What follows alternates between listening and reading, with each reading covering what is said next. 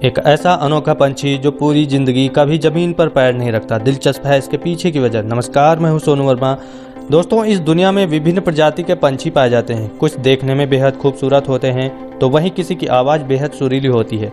लेकिन आज हम आपको एक ऐसे पंछी के बारे में बताने जा रहे हैं जो अपनी पूरी जिंदगी कभी जमीन पर पैर नहीं रखता।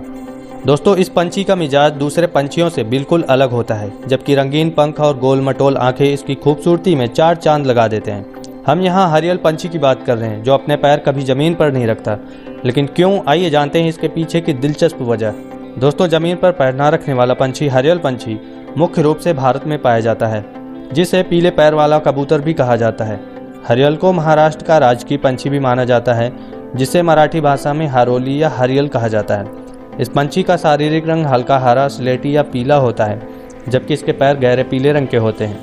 दोस्तों, इसके हरे रंग की वजह से ही हरियल नाम दिया गया है, जो पीपल या बरगद के पेड़ों पर ऊंचाई में घोंसला बनाकर रहना पसंद करता है।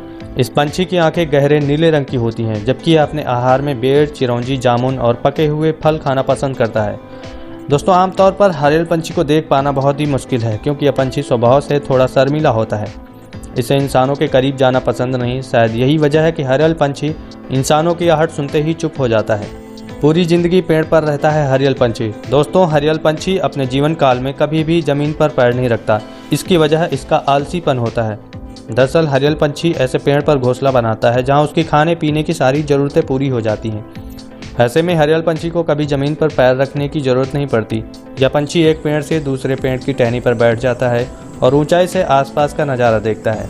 पूरी जिंदगी पेड़ पर बिताने की वजह से हरियल पंछी को बहुत ही आलसी समझा जाता है, जो काफ़ी हद तक सच भी है। दोस्तों, आमतौर पर दूसरे पंछी स्नान करने और मिट्टी से कीड़े मकोड़े खाने के लिए ज़मीन पर चहलकदमी करते हैं, लेकिन हरियल पंछी शुद्ध शाकाहारी होता है, इसीलिए इसे ज़मीन या खेतों पर चलने की ज़रूरत नहीं होती और यह ऊंचे पेड़ों पर अपना बसेरा बनाए रखता है। दोस्तों, हरियल पंछी की प्रजाति में नर और मादा एक जैसे दिखाई देते हैं, जिनका जीवन काल 26 वर्ष का होता है। इस पंछी की औसत शारीरिक लंबाई 3 सेंटीमीटर तक होती है, जिसका मांस बहुत ही मुलायम होता है और यही वजह है कि जंगलों में हरियल पंछी का शिकार बड़े पैमाने पर किया जाता है, जिसके वजह से यह पंछी इंसानों से दूर रहता है। बात करें इसकी आवाज़ की तो सीटी जैसी आवाज़ निकालता है हरियल पंछी। दोस्तों, हरियल पंछी हमेशा 5 से 10 पंछियों के झुंड में पाया जाता है, जिसकी आवाज़ बहुत ही मधुर होती है। यह पंछी सीटी जैसी आवाज़ निकालता है, जो जंगलों में बिल्कुल अलग और सुरीली सुनाई देती है।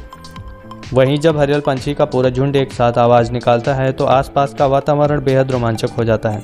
दोस्तों, हरियल पंछी भारत के अलावा श्रीलंका, नेपाल, पाकिस्तान, चीन और बर्मा जैसे देशों में पाया जाता है, जिसके रंगीन गर्दन और पीले पैर बहुत ही आकर्षक लगते हैं। हालांकि यह पंछी सिर्फ हरे भरे जंगलों में ही निवास करता है, इसलिए इस पंछी को राजस्थान के रेगिस्तानी इलाके में देख पाना असंभव है। तो दोस्तों, आज की ये वीडियो आप लोगों को कैसी लगी कमेंट में जरूर लिखेगा।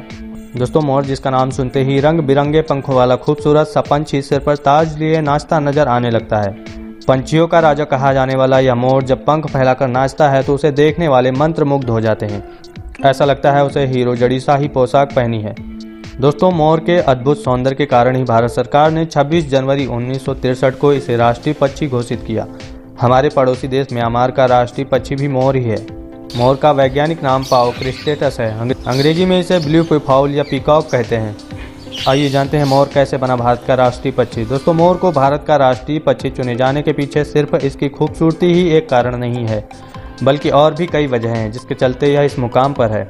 जब देश के राष्ट्रीय पंछी का चयन किया जा रहा था तो मोर के अलावा कई पक्षियों के नाम भी इसमें शामिल थे, लेकिन चुना सिर्फ इसे ही गया।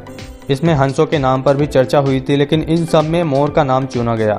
दोस्तों, इसके लिए जो गाइडलाइंस बनाई गई थी उसके अनुसार राष्ट्रीय पक्षी घोषित किए जाने वाले उस पक्षी का देश के सभी हिस्सों में मौजूद होना जरूरी है। इसके अलावा आम आदमी इसे पहचान सके, साथ ही इसे किसी भी सरकारी पब्लिकेशन में डिपिक्ट किया जा सके। इसके अलावा यह पूरी तरह से भारतीय संस्कृति और परंपरा का हिस्सा होना चाहिए।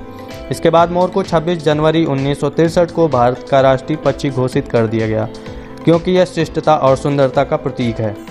इतना ही नहीं, कवि और सम्राटों का भी प्रिय रहा है मोर। दोस्तों, मोर केवल एक सुंदर पंछी नहीं, बल्कि इसे हिंदू धर्म की कथाओं में भी ऊंचा दर्जा दिया गया है। सम्राट चंद्रगुप्त मौर्य के राज्य में जो सिक्के चलते थे उनके एक तरफ मोर बना होता था। मुगल बादशाह शाहजहां जिस तख्त पर बैठता था उसकी शक्ल मोर की थी। 2 मोरों के मध्य बादशाह की गद्दी थी तथा पीछे पंख फैलाए मोर।